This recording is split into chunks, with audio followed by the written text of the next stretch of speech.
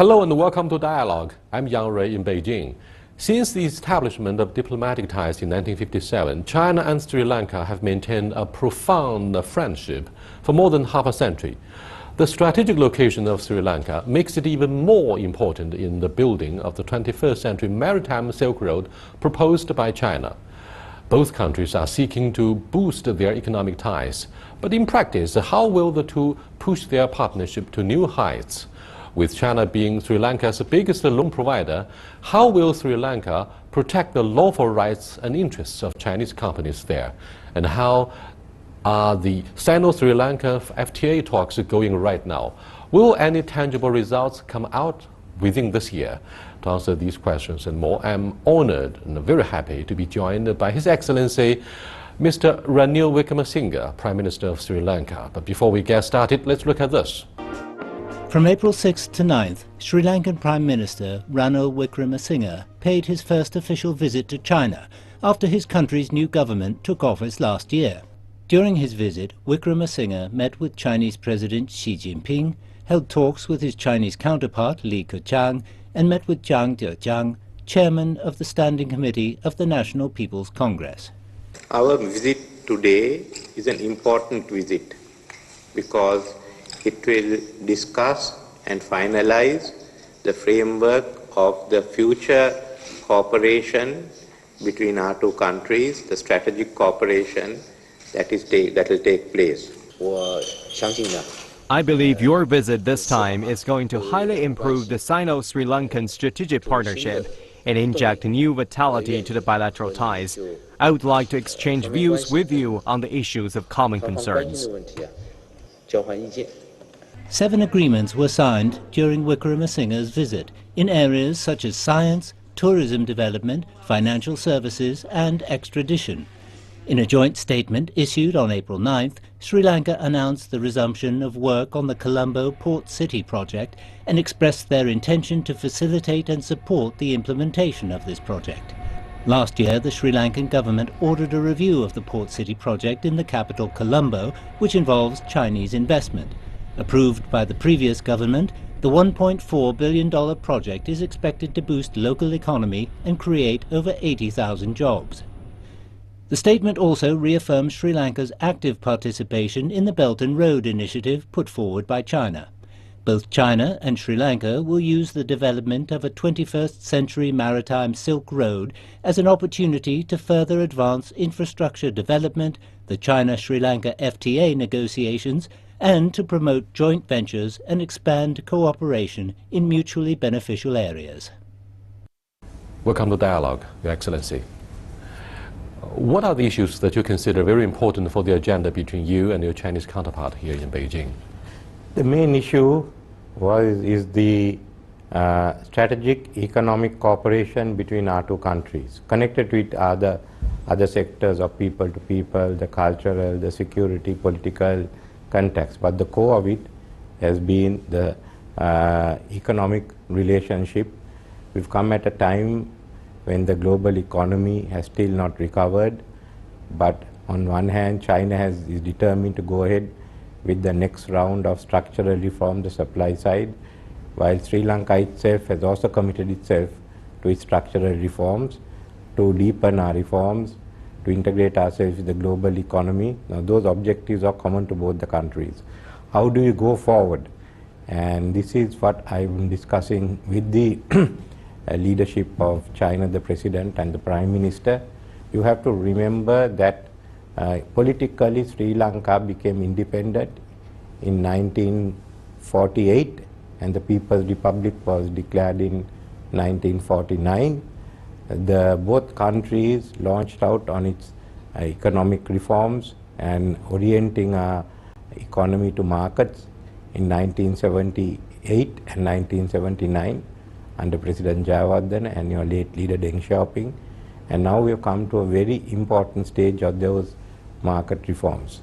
And that is why I've come here and we successfully had a discussion which has laid the framework for the next 2 decades. Sri Lanka has been a very friendly country for China. There's no question about this. However, we have entered into a new normal state of economic development, meaning modestly prosperous instead of having double-digit growth like what happened before. Secondly, you are a democracy and we have a different political system. Do you think these two things will prevent the two economies from forging a very close strategic partnership? No, I don't think so. Firstly, China and Sri Lanka had a historical relationship. And even during World War II, the two main centers in Asia with the allies used was China, in your wartime capital Chongqing, and Sri Lanka, which was the headquarters of the Southeast Asia Command. The people of Sri Lanka and the people of China committed itself to fight fascism. When Sri Lanka gained independence in 1949, we were happy that China was unified under the Communist Party of China and under Chairman Mao Zedong, so we immediately recognized China. And that relationship has gone on. Initially, it was the governments that conducted economic relations, and we had the Rubberized Pact in 1952. Then we had the other rounds of political discussions, but the next change came with both China and Sri Lanka opening out into market economies. And at the time when Sri Lanka was faced with internal trouble, with internal warfare, China's support was crucial. We accept the fact that China must have its own political system. Its transition to a unified state has been difficult because we've seen or we've heard of how China was nearly disintegrating in the last 2 centuries. It was subject to the Opium Wars. So China's political system has to evolve by itself. But I know one thing, I've seen the Chinese system both from outside and inside. Tremendous advances have been made in the last 4 decades, which is difficult for a lot of people to understand that China of today is not the China of the Cultural Revolution. In Sri Lanka, our political system has evolved for the last decade and century and a half. Mr. Prime Minister, the bloody 4-decade civil strife between your government and the Tamil Tiger was brought to an end 7 years ago. Yeah. I interviewed Madam Kumaratunga. She lost one of her eyes. Her husband and her father were both killed in the political assassinations, and you paid a heavy price during the civil strife. The question is, how important is political stability for having a very sound investment environment and for ensuring the economic success for a developing country in particular, of course? Stability is very important for democracy and for economic development. But in Sri Lanka, stability depends on reconciliation. That we have to understand ethnic divisions and religious divisions were responsible for what took place in Sri Lanka. We had majority chauvinism and minority terrorism, both of which had to give way to reconciliation. And the first time we've had national reconciliation was last year when President Maithripala Sirisena was elected president and backed by all the different communities. And today we have a government which for the first time the 2 major parties are in coalition. This doesn't happen in that Westminster type of parliamentary systems that we have. So we are moving towards a more consensus-oriented political system, giving priority reconciliation and also strengthening democracy, so that the political parties can respond to the needs of the voters. But you have to remember that both in China and Sri Lanka and in many other countries, we have a question of alienation. Young people are alienated from the state, whether it be your type of politics or our type of politics or the British type of politics or the European American type of politics. Secondly, there is the aspiration in Asia of people wanting to enter middle class, to expand the middle class. And thirdly, the requirement of jobs, the need for law and order, transparency, to fight against corruption. These are all common to our countries, and it's how we are going to achieve it that matters. And in this, economic reform is very, very useful. A few years ago, The Chinese government sent a flotilla to the Gulf of Aden in the Somali waters to fight piracy and to safeguard cargo ships there as part of a peacekeeping mission. And we're going to construct a supply base near Djibouti. And we are also talking about the construction of a China-Pakistan economic corridor using the Gwadar deepwater port as a part of the campaign. Now, we also talk about the building of industrial park in Hambantota port of your country. Therefore, some observers say, look, this is the so-called string of pearls in an attempt to contain India. China says this is a joke. I mean, China does not take it very seriously, of course. What do you think of the peacekeeping mission and our efforts to protect our supply chain from the Gulf to our country? Because we depend on these are three different items which we do not interconnect. You have been involved in the anti-piracy work like many other countries, and now we are going to establish a base in Djibouti. Actually, they've been giving out bases to anyone. If we give $1 billion, we can also have a base there. But we are not involved in the anti-piracy work. What you have done in Pakistan is, one is the long friendship. Secondly, you have opened out a corridor to make it be a source of where fuel can be sent to China and transport done to China. In case the Malacca Straits get blocked by any means, this is a very long and a circuitous route, but you have no other option but to go up the old Silk route and go through Xinjiang into the developed parts of China. With Sri Lanka, you have invested money at the request of the then president to develop the Hambantota area, the infrastructure facilities. We have looked at Sri Lanka as being the hub of the Indian Ocean. And in time immemorial, we were the trading hub. And we played the vital role because we connected the trade from China with the trade to Europe and Arabia.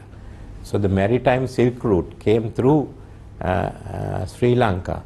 In 1990, we first publicized the role that Sri Lanka had played in the maritime Silk route. What we see now is recreating the hub of the Indian Ocean, and the One Belt, One Road joins up with it. Far as Sri Lanka is concerned, we are going to ask all the countries in the region to join us in this endeavor. It is not a Sri Lanka-China initiative. It's a Sri Lankan initiative in which the China is making a contribution, the Indians are making a contribution with their economic and technology agreement.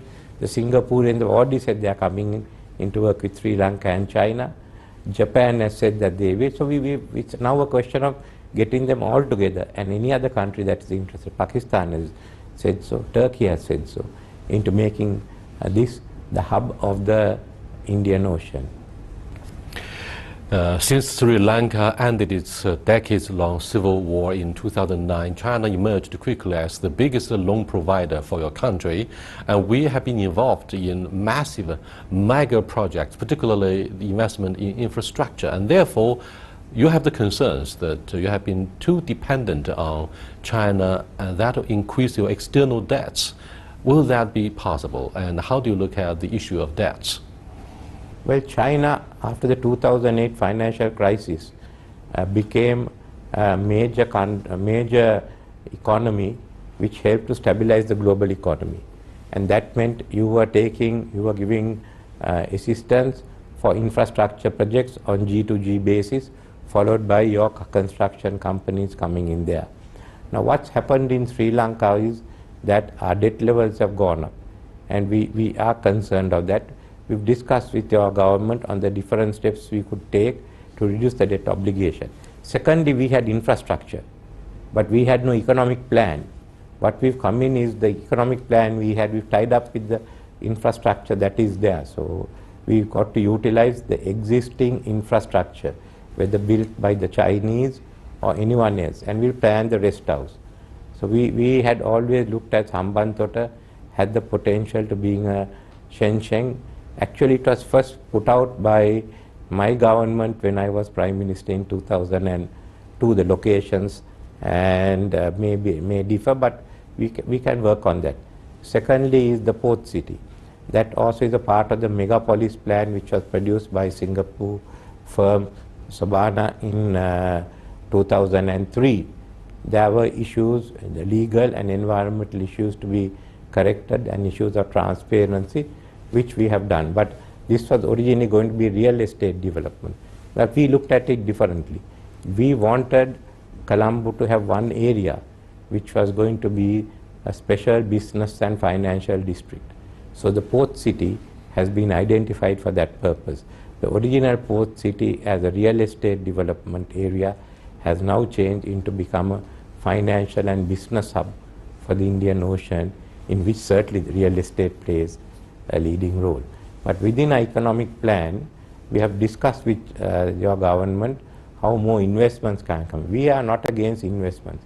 We have to control our debt level because the global economy is weak today, and we do not want to take risk at the moment with a weak demand in Europe, and with the political problems in Europe, with the election, and in United States with new trade policies coming in. So we have to play it safe at the moment, and once we find the rest of the global economy picking up, we can go ahead. As far as China is concerned, double-digit expansion was the original phase.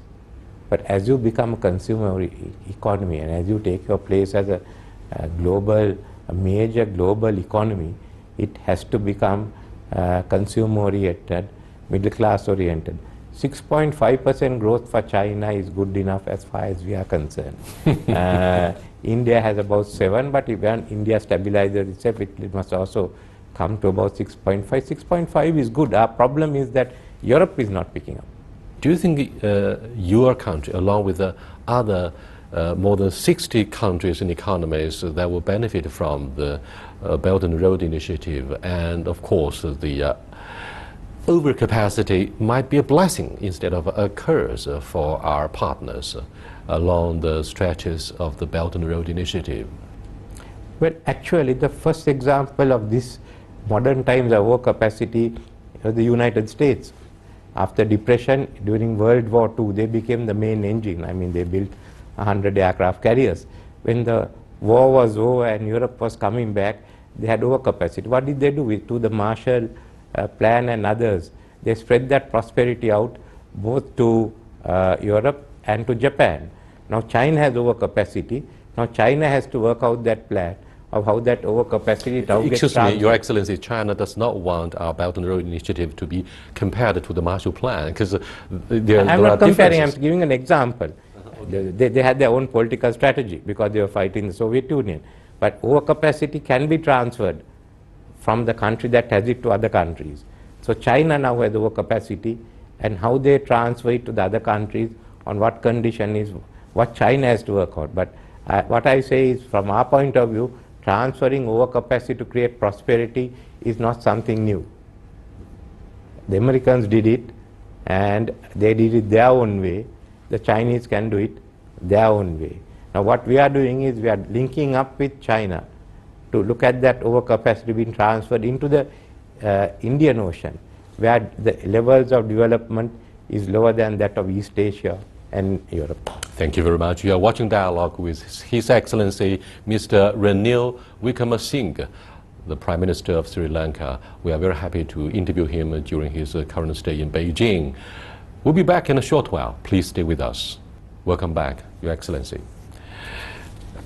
It might be a stereotyped image for China to be regarded as an industrial country or a manufacturing center, a world factory. In fact, after Alibaba got listed in the New York Stock Exchange, e-commerce started to thrive very quickly throughout the country, employing millions of young Chinese in our country. And Alibaba also promises to cooperate with other economies in the area of e-commerce. Do you think your country is prepared in this age of digital technology? As Minister of Education, I introduced information technology into Sri Lanka in the early 1980s. The person I met was John Sinclair. His company is no longer there. but we started at that level.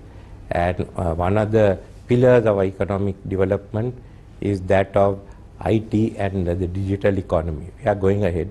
We are giving it primacy of place. We've been in our new digital program will be out by May.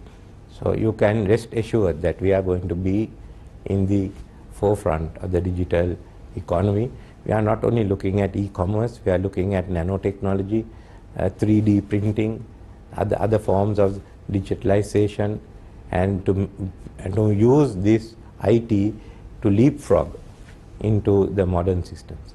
And you don't think the digital technology will help broaden the gap between rich and poor, between urban and rural areas? No, actually, I think everyone has access. Cheap digital technology was made possible by China. So that's a big role you play. Digital technology came from Silicon Valley. They developed it. But the fact that you could have those products available to the masses was thanks to China. And now I find in South Asia, India, Pakistan, the others are following. It's good, and I hope it goes down to Africa. Sri Lanka is on the side of the Indian Ocean and it might be subject to tsunami impact. We are talking about the unconventional threats. And other than this, we also have the spread of Islamic extremism with the rise of the internet. Do you think, for example, Chinese tourists, which are rising fast in their number, will face any kind of risks or political uncertainty in your country? What do you think of the common threat of terrorism, and can you protect the safety of Chinese tourists in your country? Because your government and your predecessors have always taken tourism as yet another huge opportunity for development. International terrorism is a threat for all of us. We have taken all precautions in regard to international terrorism. We are following how it is spreading around. We are exchanging information with security agencies throughout the world. At the moment, we have taken measures. We are satisfied with the measures we have taken. But it is developing very fast, changing very fast. So you've got to be up to date on what's happening. What are the attractions of Sri Lanka for Chinese tourists? I mean, Indians are also traveling to your country, taking advantage of the approximation geologically. For China, we know somehow that Sri Lanka is beautiful, but what is the charm? Well, I think many Chinese tourists are traveling out for the first time. For the first time? First time. They're going to different parts. Some of them have traveled more than once, but they go to the different countries. Sri Lanka, as Marco Polo said, is the best island of its size in the world. There are no other words to describe it. What do you want? Do you want to see heritage? Do you want to see ancient civilizations? Do you want to see Buddhism? Are you looking at relaxation? Are you looking at cultural entertainment? Are you looking at the beaches? Those are the options that are available. And Kerala, in some of the Ministry of Tourism of Kerala state has spoken in Sri Lanka, even the possibility of Sri Lanka, Kerala and Maldives combining to make one tourist area. We are also looking at the possibility of cruisers, both in that area of Kerala, Sri Lanka, Maldives, and we are talking with the governments in the region of utilizing the Bay of Bengal as a cruise area, very much like the Caribbean. So there are many opportunities that are coming in, and Sri Lanka is the first country that is utilizing it to show many aspects of, I would say, multi-activity tourism. Maldives is the first one to go up market, but that has been basically beach tourism. We are looking at multi-activity tourism. And the second is how to keep them within one region of Sri Lanka for 6-7 days rather than sending them around. Now with the development of Mattala, you could easily have one area set aside for tourism and for new activities such as golf. Some observers in Europe say 10 years from now, China will catch up and surpass the US and become the biggest economy. with an economic total of well over 24 trillion US dollars. Currently, we account for only 13% of the economic total the world over. What does that mean to have China as the economic superpower? Do you think the world is prepared to welcome China, or do you think the rise of China will bring about a lot of controversial implications? I think the world is getting prepared for a different economic order. In numbers, you will find China as the largest, and somewhere India as number 2 or number 3. But there will be different models. While Asia will have the largest in numbers, if you look at it, America on the other hand is ensuring that technologically it keeps the lead. And Europe is looking at how they keep the lead in some areas and whether they link up. In some instances they link up with America, some instances with China or India. So you will see a different league, but certainly China will be number 1. The other is is the G7 going to be in place? Will the BRICS be in place? I can't see all the BRIC countries being there in another 15, 20 years' time. China, India, yes. EU, yes. Russia, it depends on how they go beyond using their oil resources. The United States. The rest of us are smaller boats, and we must know how to steer in between the larger ships. And Japan itself, I think, has got to take some decisions about its economy, which will determine its economic relations both with the United States as well as with China and other East Asia. But within Europe, again, you see the drivers of Europe. A lot depends on whether EU stays together or not. But certainly it is Germany and Britain that has been driving it. Another has been Netherlands and the smaller countries. How are the other southern Europeans putting the economy into order? So there are a lot of question marks. EU will be there. All I can say is China will be number 1 in statistics and in figures and in some areas. Asia has to be big, because if you take South Asia, India, Pakistan, Bangladesh has a population equal to China. So they also have capacity to grow.